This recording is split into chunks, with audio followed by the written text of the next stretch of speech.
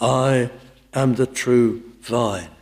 Now, if you've never come to God and sought him and trusted in Christ and received life from him, then all you have is earthly life.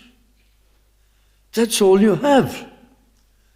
It's better than only animal life, sentient life. You have conscious human life. But nevertheless, it's all you have, earthly experience.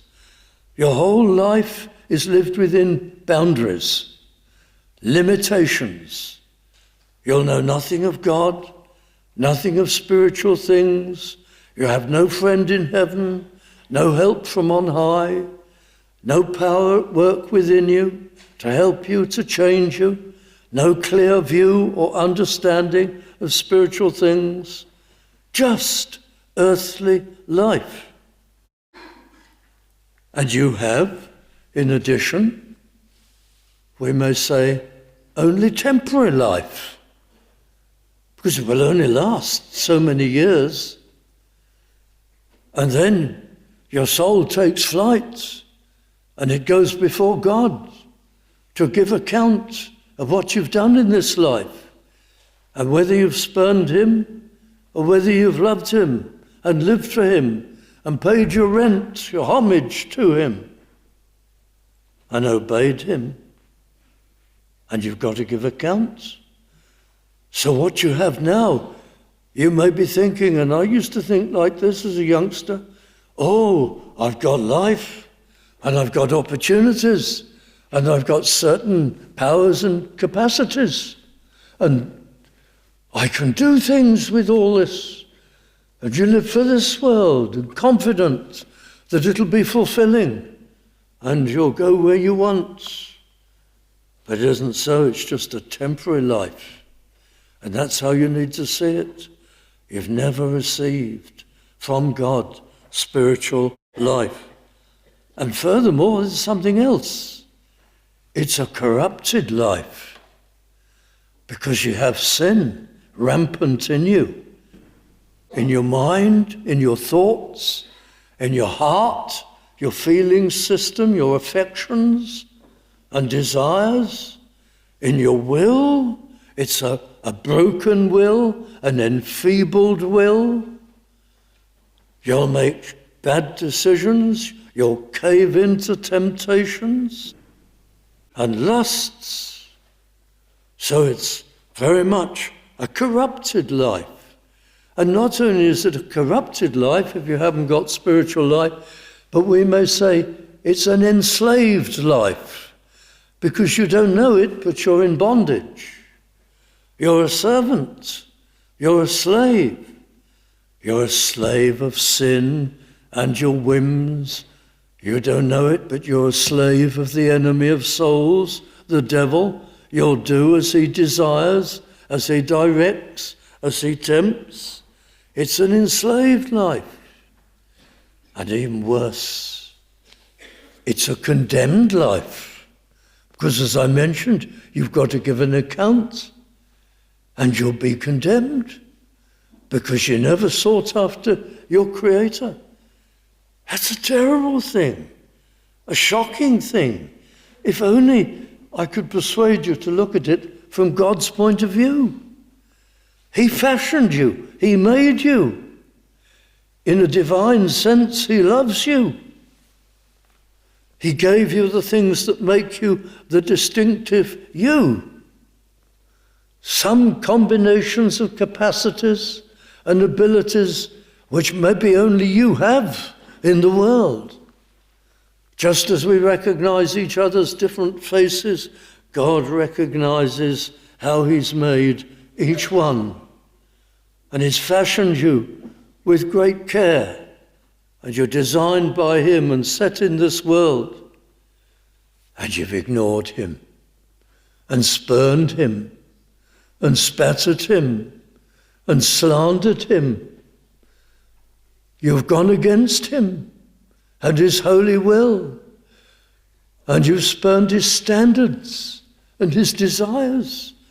Look at it from God's point of view. Little you, little me, specks of dust in the universe, have shaken our fist at our Creator who made us in love and spat at him. Astonishing. Of course we've got to give account to that. That's a terrible, a horrible thing. You'd hate it if you saw it on earth. If you saw a really good father, a really good mother, who was really good to his and her children and cared for them and cherished them and loved them, to see that child grow up heady and rebellious and spurn them and offend them and invent lies against them. But we're dealing with Almighty God. So that's life.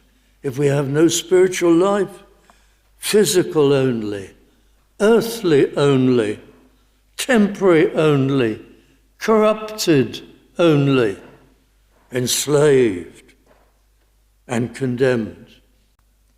And Christ communicates to us life if we apply for it. If there's a work of grace in our hearts and God is dealing with us, then we begin to see our need of it and desire it and turn to him and ask him for it. First of all, the soul is engaged. Your soul, it's dormant, it's inactive. You have a soul, but it doesn't communicate with God. It doesn't function. It doesn't tell you anything. It doesn't drive you. It's quite inactive, almost paralyzed. And when God comes to us to communicate life, when Christ begins to work within us, that soul becomes engaged and active. We're concerned about the soul. We're concerned about God. We're concerned about our lives and forgiveness and going to heaven. We're concerned about learning of God and receiving his power and blessing. The soul is thirsting and active. We see the great barrier between ourselves and God, our sinfulness and disobedience, our lost condition. The soul is engaged, and the components of the soul are engaged. Our minds, we begin to think about spiritual things, and by the blessing of God, we come to understand them. I remember when I was converted,